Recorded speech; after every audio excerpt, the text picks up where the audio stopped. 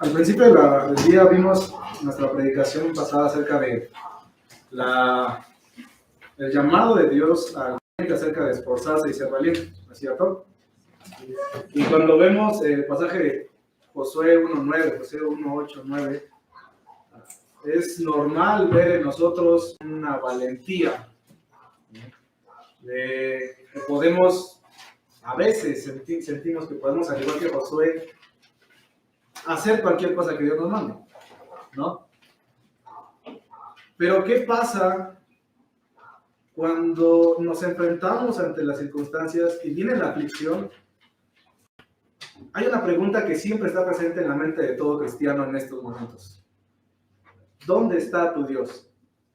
¿No es cierto? Esta pregunta es capaz de simbrar toda la fe del cristiano. ¿Dónde está tu Dios? A veces parece que esta pregunta nos hunde más rápido que cualquiera de las olas de la aflicción por las que padecemos. Podemos atravesar por enfermedades, por periodos de necesidad muy grandes, pero cuando esta pregunta viene, parece que todo se pone en duda. ¿Dónde está tu Dios? Y es que nuestro enemigo, así como nuestro corazón, saben que nuestra fortaleza descansa en Dios. De lo cual es común, es normal notar que una de las intentos por derribar nuestra fe del enemigo es cuestionar la presencia de Dios en nuestra vida. Y nuestro corazón, por lo general, el grito más desesperado en la aflicción es: ¿dónde está Dios? Y aquí encontramos una premisa que vamos a ver a lo largo de la predicación. Es: la fortaleza de Israel proviene de Dios, no del número de personas que conforman Israel, ¿no? Vimos en la mañana cuánto conformaba el pueblo de Israel, ¿no? Más de 500,000 de personas. Bueno, ahí no está su fuerza. Su fuerza está en su Dios. Así que cuestionar esta verdad es igual a apuntar un muro y tratar de derribarlo, pero dando en el punto donde descansa toda la estructura. ¿No es cierto? Un muro no cae fácilmente, y más si está bien cimentado. No sé si han visto, cuando quieren derribar edificios, ponen bombas en lugares específicos. No tienen que estar bombardeando todo el lugar. Si ponen una bomba en un lugar específico, el edificio va a caer. Entonces, cuestionar la presencia de Dios en la aflicción del creyente es una de las armas claves del enemigo para hacernos caer. Es importante notar que la fuerza del creyente no es la capacidad que tiene para mantenerse inquebrantable. A veces nosotros vemos a alguien que está sufriendo y decimos: pero te ves muy bien, ¿no? Tú estás fuerte. No necesariamente. Puede ser su orgullo el que lo detiene. O podemos ver a un hermano que está sufriendo y estar muy abatido y él sigue siendo fuerte. La fuerza del creyente no está en su capacidad de mantenerse inquebrantable, o tampoco en la esperanza de que todo va a pasar pronto. Es común sobrellevar algunas cosas sabiendo que no durará para siempre. En lo personal hay una cosa que a mí no me gusta, que es cuando hay que hacer laboratorios y le tienen que sacar sangre, ¿no? Es algo molesto, pero uno puede soportarlo porque dice: bueno, en 10 segundos va a acabar, ¿no? O cuando no hay trabajo, pero dicen: no, pero en un mes va a haber mucho. Bueno, podemos sobrellevar ese mes sabiendo que en un mes regresará el trabajo. Ahí no radica la fuerza del creyente. De hecho, podemos ir a 2 Corintios 4. Fue el mismo apóstol Pablo el que escribió estas palabras.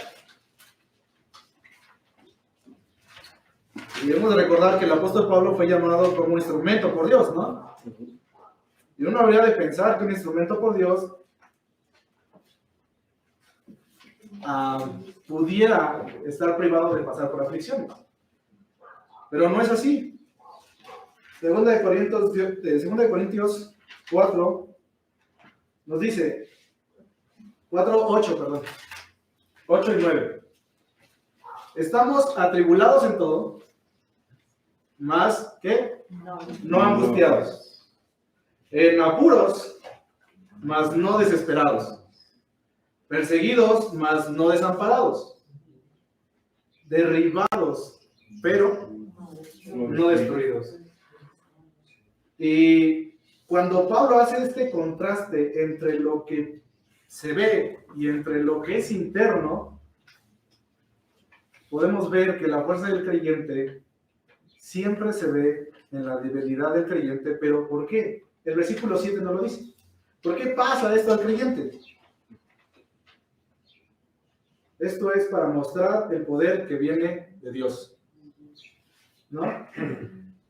Más adelante, en el versículo 18, nos habla de en dónde pone la vista el creyente.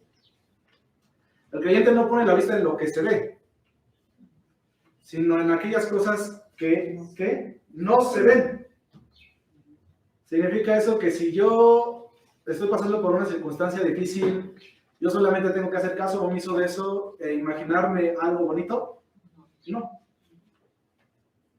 No está hablando de esto.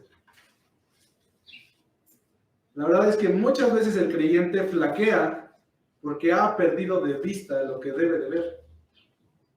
No es consciente de aquellas cosas reales, pero que no se ven. Iniciamos preguntándonos, ¿dónde está tu Dios? ¿No es cierto? Y Pablo nos está diciendo que la pregunta correcta en la aflicción es, ¿dónde está puesta tu mirada?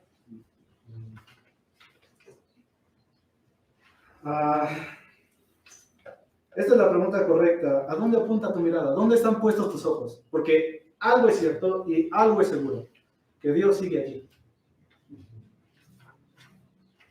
Es cierto, ahora se levantan olas muy grandes, ¿no? De la nada todo era tranquilo y ahora hay una enorme tempestad. Ya no es tan fácil ver al maestro, aparentemente. ¿Pero por qué? Porque ahora nuestra vista está fija en las olas. Vemos la tempestad y es algo muy evidente de ver. Vemos la inminente muerte, vemos la presente enfermedad, la presente ausencia de dinero, la necesidad, el sufrimiento, la depresión. Son olas que se levantan hacia el creyente. Pero Dios sigue allí. Y Dios sigue allí de una forma tan maravillosa, porque cuando las olas se levantan, Dios sigue tranquilo. Y pareciera a veces imposible de creer que no podemos ver a nuestro Señor dormido al lado de nosotros en una tempestad. No está dormido porque necesita dormir. No calla porque no sabe qué decir. No se hace presente a los ojos porque Él tenga miedo. Él guarda silencio porque ante Él no hay amenaza. Lo que a nosotros nos amenaza, ¿no? Nos decía nuestro hermano Beto que el miedo es una respuesta natural a lo que parece ser una amenaza. Bueno, la razón del por qué nuestro Señor parece estar tan tranquilo en la tempestad es porque para Él no hay amenaza alguna. No hay peligro. Es difícil de imaginar que en las peores tempestades Dios nos dice, no tienes por qué temer. Y a veces incluso nos regaña, ¿no? Pero ¿por qué es acaso mi Señor está tranquilo? ¿Por qué descansa? ¿Por qué en Él hay esa tranquilidad en la tempestad. Bueno, una pregunta que debemos hacernos todos es, ¿qué puede perturbar su paz? ¿Qué puede quebrantar su fortaleza?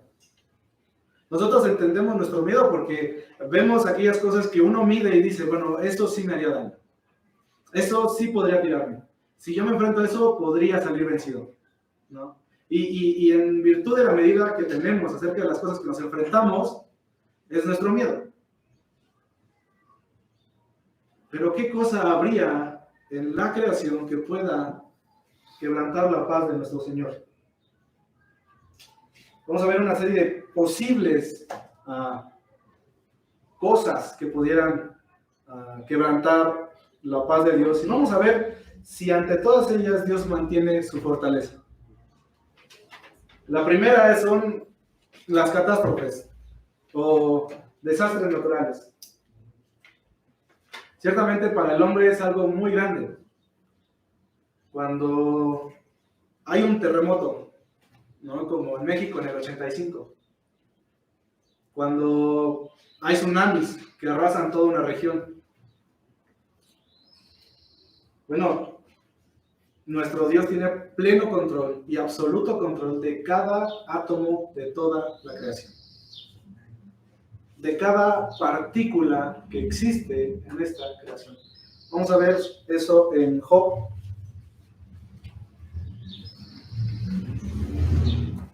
Job 38, del 4 al 7, dice: ¿Dónde estabas tú cuando yo fundaba la tierra? Házmelo saber si tienes inteligencia. ¿Quién ordenó sus medidas, si lo sabes? ¿O quién extendió sobre ella cordel?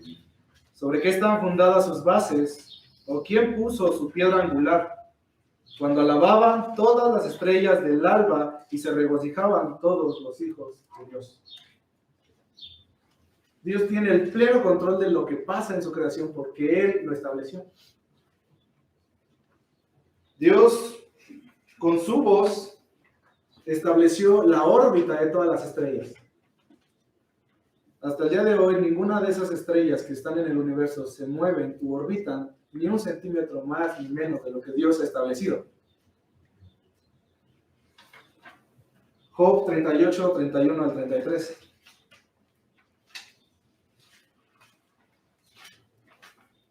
¿Podrás tú atar los lazos de las Pléyades o desatarás las ligaduras de Orión?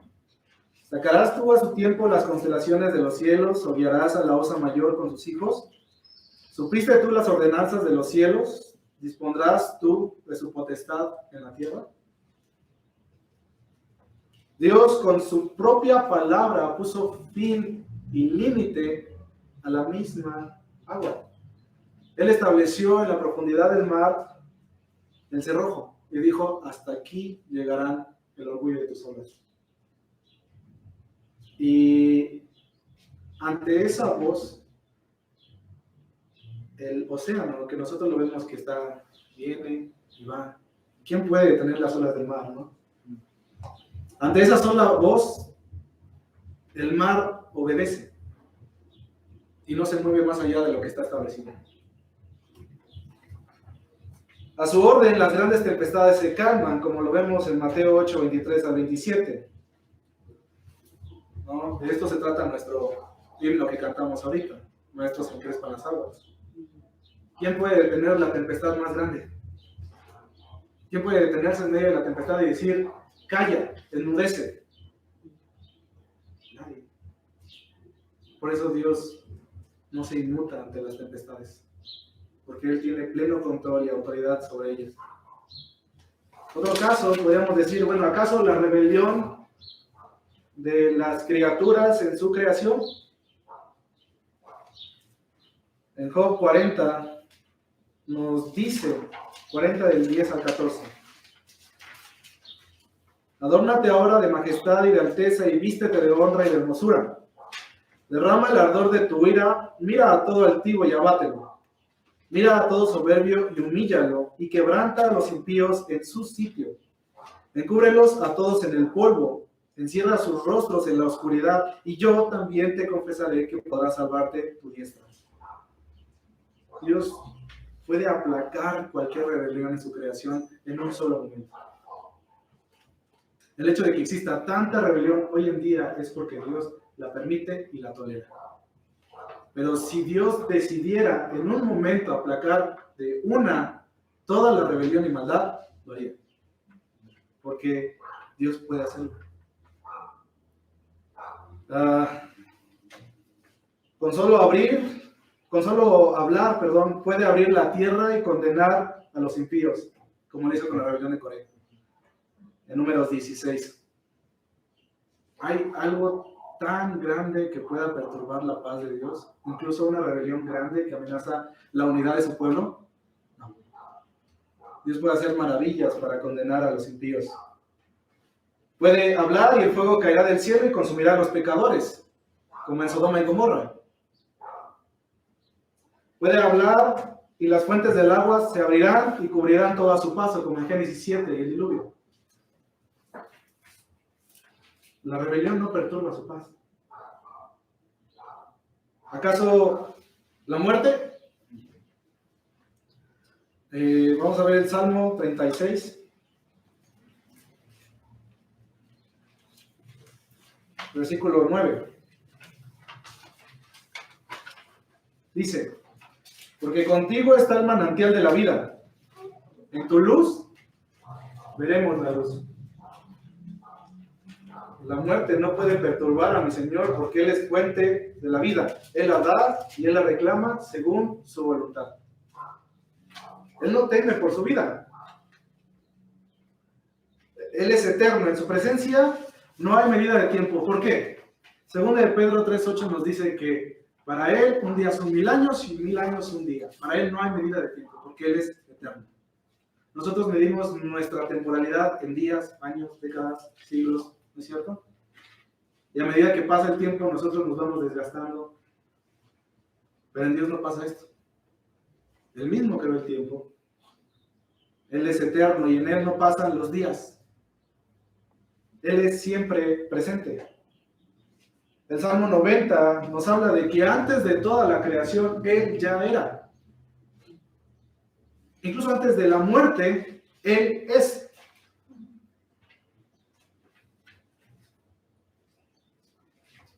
Él mismo, en Génesis 2:7, compartió de su espíritu a su propia creación cuando le dio aliento de vida al hombre. Aún a la distancia, como lo vemos cuando Jesús sana al siervo del centurión, aún a la distancia, con su sola voluntad, pone fin a la enfermedad. Y el centurión nos dice el por qué. Porque tú tienes autoridad. Esto lo vemos en Lucas 7, del 1 al 10. Ahora, para Él, la muerte no es irreversible. Para Dios, la muerte es igual a dormir. Él es tan poderoso que para Él, cuando alguien fallece, Él con su sola voz puede despertarlo. Como lo vemos en Marcos 5:39, con la niña que Él le dijo, levántate. Jesús llega y le dice, no está muerta, está dormida. Realmente estaba muerta, pero para Cristo, para la fuente de vida, para la vida misma, la muerte no es irreversible. Y por encima de todo, aquel que es la vida, con abundancia de vida, mató a la muerte en la resurrección de Cristo. La muerte no puede perturbar la paz de Dios. ¿Acaso será, ya que la muerte no lo puede perturbar, el sufrimiento? Pues no, porque mi Dios es todopoderoso y no puede sufrir ninguna molestia o por ninguna falta de nada. Él se sustenta a sí mismo. Él no necesita nada fuera de sí para existir, para sustentarse, para ser. Él es su mismo sustento. Él no depende de nada. Y obvio, al ser espíritu no puede padecer sufrimientos físicos. El hambre, el cansancio, el sueño, la desnudez. Ciertamente, nuestro Dios es un Dios todopoderoso. Su reino está fuertemente establecido y jamás será conmovido ni removido. Aún los imperios más fuertes que han existido han tenido su crecimiento, su desarrollo y su fin. La visión de Daniel nos habla de eso. ¿Cuántos reinos se han levantado? Pero vendrá un reino, y ya hay un reino, cuyo fin no existirá nunca. Su trono está fuertemente anclado en la eternidad por su poder y por su gloria. Él mismo ha establecido su trono en la eternidad. Significa que jamás va a sufrir una amenaza real. Estamos viendo un conflicto, ¿no?, entre dos países, y se pone, tal vez pareciera que uno va a sufrir grandemente ante los embates de otro. No, esto jamás va a pasar con el trono de Dios. Su gloria cubre como un manto inmenso toda la creación. Alcanza a cubrir toda la creación y aún así se extiende más allá. Su gloria brilla tan grande como brilla aquí en la tierra, como brilla en el extremo más grande del universo, más lejano del universo. Brilla de igual forma. Su dignidad le hace merecedor de cualquier título creado, y aún de los títulos divinos que no conocemos. Sus atributos y carácter, por no decir naturaleza, son tan distintos a los nuestros y muchísimo más sublimes que si fuese posible catalogarlo, Él estaría en un lugar muchísimo más elevado que nosotros. ¿No es cierto? Si tan solo pudiéramos ver a plenitud a Dios con nuestra mente actual, estoy seguro que moriríamos aterrorizados. Ver a Dios debe ser muchísimo más aterrorizante que cuando los astronautas van al universo y contemplan la inmensidad del universo. Algo tan grande no podemos ver ni comprender, y causa a veces miedo. Su voz de Dios retumba de extremo a extremo en el universo y va cumpliendo cada uno de los mandamientos, de las ordenanzas, de los deseos de Dios mismo. Y su voz es capaz de cumplir aquello que demanda. ¿No es cierto? En la tierra estéril, flora y fauna. Lo vemos en Génesis, ¿no? En el cielo, lluvias, lumbreras. En la oscuridad, luz. En el corazón rebelde, obediencia. Y en las aflicciones, paz. Este es tu Dios. Esta muestra de su poder es una muestra de tu fortaleza. Aquí descansa tu fuerza. Ciertamente, si contempláramos a Dios como lo vio Job, diríamos exactamente lo mismo. Somos como polvo. Somos nada. Si viéramos a Dios luego a nosotros, entenderíamos nuestra insignificancia. Cuán lejos está un extremo del universo del otro, así hay de diferencia y distancia entre Dios y el hombre. Ante esta muestra de fortaleza y poder, nuestros problemas y aflicciones parecen paja. Parecen tan pasajeros, parecen tan ligeros, que aún la muerte misma y las peores y más crueles enfermedades son nada. ¿Por qué? ¿Porque yo soy fuerte? ¿Porque yo soy grande? ¿Porque soy suficiente? No. Porque Él es fuerte, porque Él es grande y porque Él es suficiente. Consideremos la vida del justo Job, ¿no? Un varón justo delante de los ojos de Jehová, y a él así lo dice. Un hombre que podríamos decir que padeció grandes aflicciones, grandes en realidad. por mencionarlas. Sus bienes le fueron robados. Sus criados le fueron asesinados. Sus amigos le culpaban de lo que pasaba. Su esposa le malaconsejaba. Sus hijos le fueron muertos. Y su salud le fue quitada. Y le fue dada una de las más grandes enfermedades. ¿Qué podría decir Job? Yo he experimentado el sufrimiento como nadie hasta ahora lo ha experimentado, ¿no es cierto? Y viene la pregunta que al principio, ¿dónde está tu Dios? Bueno, todo el libro de Job nos habla de un hombre justo, sí, cierto, que sufre aflicciones, es cierto, pero que es ignorante de las maravillas y justicia de Dios. Y el mismo Job lo reconoce. Vamos a ver Job 42, versículo 3 y 4.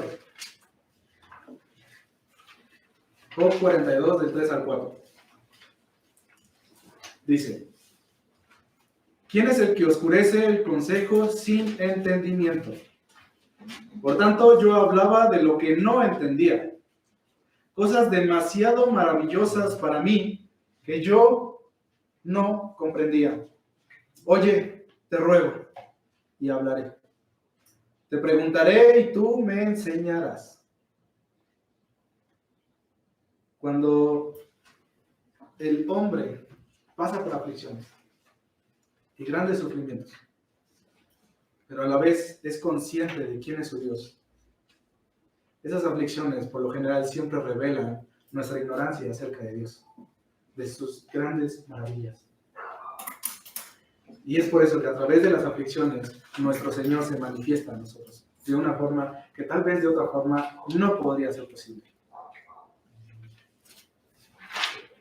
A veces Dios nos dice el porqué de nuestro sufrimiento, ¿no es cierto? Nos dice para probar tu corazón, como lo hizo con el pueblo de Israel cuando lo dio 40 años en el desierto. Nos dice para corregirte, para quitar este pecado. Pero también muchas otras Dios nos dice por qué sufrimos. Y pareciera que nuestras aflicciones serían más fáciles de sobrellevar si Dios dijera ¿por qué? No, pero no es así.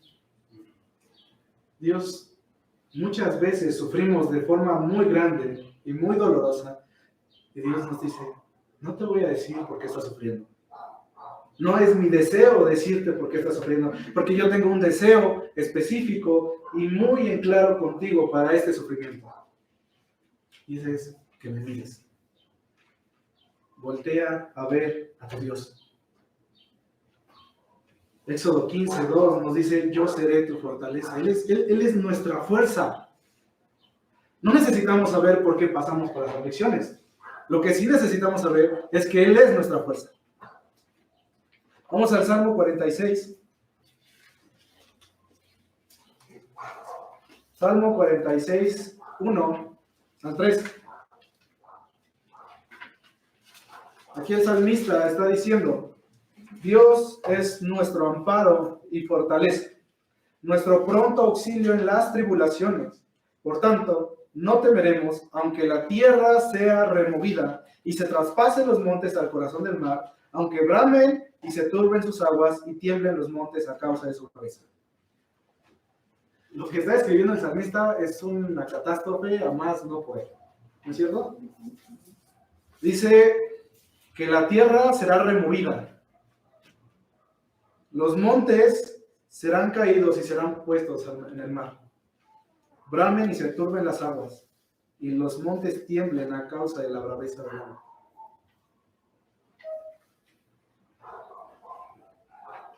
¿Cómo es que el salmista puede decir el primer versículo, Dios es nuestro amparo y fortaleza y nuestro pronto auxilio en las tribulaciones, si nunca ha pasado por una tribulación?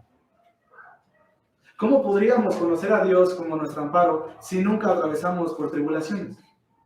Y grandes tribulaciones. Dios nos dice, yo seré tu pronto auxilio en la tribulación. No la quitaré, pero yo seré tu auxilio. El Salmo 18, versículo 1 al 3.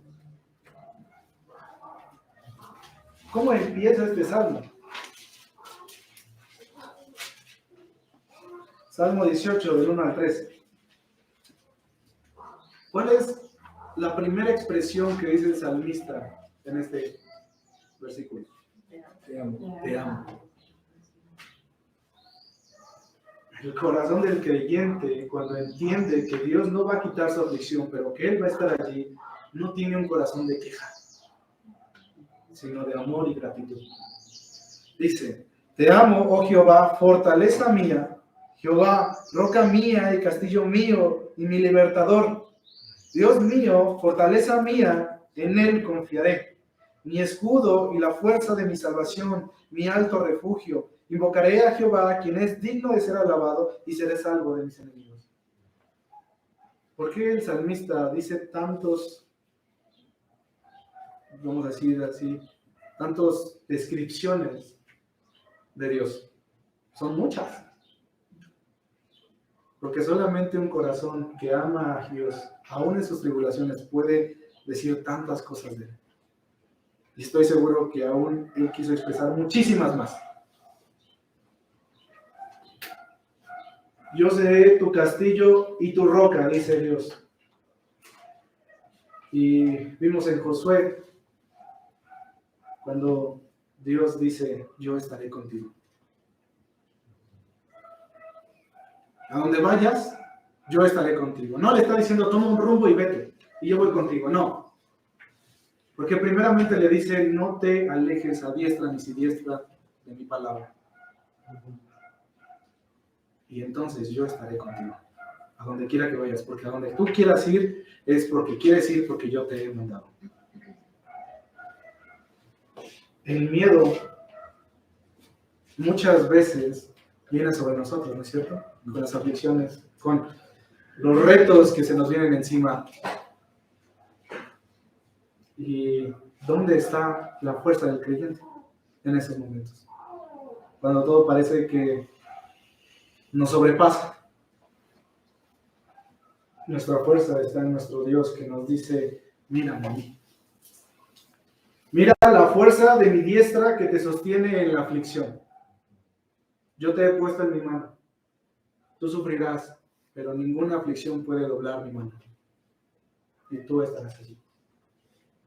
En este tiempo te he traído por este valle para que pasemos tiempo a solas y conozcas mi poder y mi gloria. Hoy he determinado un tiempo en el que padecerás grandemente. Porque quiero que conozcas dos cosas. Tu propia insignificancia y debilidad. Y cuando entiendas eso, conozcas mi grandeza y mi fuerza. ¿Por qué? Porque mi pueblo me conocerá por muchos nombres. Pero uno de ellos será el Shaddai, Dios Todopoderoso. La fortaleza de Israel está en su Dios, lo vimos al principio, ¿no? Bueno, la fuerza de los hijos de Dios está en su Padre. La fuerza de la iglesia está en Cristo, su Señor y su Salvador. Y estoy muy seguro que si nosotros viéramos a Dios cada día en nuestra vida, según su voluntad Él quiera revelarse, sufriríamos en algunos momentos, estoy seguro que sí. Pero no tendríamos miedo. Porque Él es mi fuerza. Yo soy fuerte porque Él es fuerte. Si me miro a mí, veo a alguien muy débil, que con cualquier cosa cae, falla, se equivoca, tiembla. Pero si volteo a ver a la barca y veo a mi Dios allí, fuerte, tranquilo, yo puedo sentarme junto a Él y decir, no hay amenaza. Sigue estando la ola, sigue estando la tempestad, sí. La barca posiblemente se empiece a ser destrozada, sí. Pero no nos olvidemos. No si mi Señor quiere. Y estoy seguro que no me hundiré, porque Él jamás se hundiría. Y sin duda alguna, en nuestra iglesia tenemos muchos hermanos que están sufriendo muy fuerte, que están padeciendo grandes aflicciones. Y a veces uno desea aconsejar de la mejor manera, ¿no es cierto? Un consejo que aliente a nuestros hermanos a seguir adelante. Que Dios nos guarde de no aconsejar como los amigos de Job. Que en vez de dar consuelo, ponen una carga en el corazón de los que sufren. Sino que aconsejemos como aquel joven Eliú, que vio la aflicción de Job, y en su aflicción vio que Job dijo muchas cosas que estaban mal. Pero lo que él quería era llevar a conocer a Dios en su aflicción. Y decirle, Dios puede hacer todo esto. Incluso si Él decide no quitar tu aflicción, Él es tu fuerza. Sin duda alguna, nosotros mismos hemos pasado y pasaremos por grandes tribulaciones. No sabemos lo que vendrá. Conocemos lo que pasamos. Conocemos la muerte de familiares, enfermedad, necesidad, y no sabemos lo que vendrá. Pero sí sabemos que sin importar lo que pase ayer, hoy o mañana, Él sigue siendo el mismo. Tal vez hay entre nosotros personas que aún no han creído el Evangelio y están sumamente desesperadas. Están deprimidos y en gran dolor y no encuentran hacia dónde ir. Conocemos personas así. Tal vez ellos no saben que están sufriendo, pero en su vida de exceso sabemos que realmente están sufriendo. Uno no puede saber a ciencia cierta siempre cuál es el propósito específico de Dios en la aflicción de cada uno de nosotros. No sabemos por qué Dios específicamente diseñó esa aflicción para una persona, ¿no es cierto? Pero lo que sí sabemos es el más bello y sublime propósito de las aflicciones. De eso estamos seguros. Y eso es que contemplemos su gloria. Que nuestra esperanza descanse no en nuestra fuerza, sino en su fuerza. Job exclamó aún en su aflicción, en el mismo capítulo 40, oye, te ruego y hablaré. Aún estaba en aflicción. Te preguntaré y tú me enseñarás. De oídas te había oído, mas ahora mis ojos te ven. ¿Qué importa lo que nos quite las tribulaciones o las aflicciones, o cuánto suframos, ¿no? Solo te pedimos una cosa, que nos dejes ver tu gloria. Y la invitación que Dios nos hace a través de estas dos predicaciones es, ven y contémplame, porque yo soy tu fuerza. Lejos de mí, tú vas a perecer. Pero por mi amor, yo he decidido demostrarme a ti y he diseñado una hermosa aflicción para ti. Porque el fruto de esa aflicción va a ser que tú me veas con tus propios ojos. Y a medida que me conozcas en tu aflicción, tú serás fortalecido. Y podrás fortalecer a tus hermanos también. Nuestro Dios nos invita a contemplarlo. Buscar constantemente su gloria. Estar plenamente conscientes día a día a través de la meditación de su palabra, que Él nos deje contemplarlo. Pero es necesario también que seamos esforzados y valientes para meditar en su palabra, de día y de noche, y no apartarnos de ella, porque solamente a través de su palabra le veremos. Y estas pequeñas vistas que tenemos de Dios en esta vida, un día tendrán su final cuando le veremos plenamente. Y entonces jamás tendremos miedo otra vez.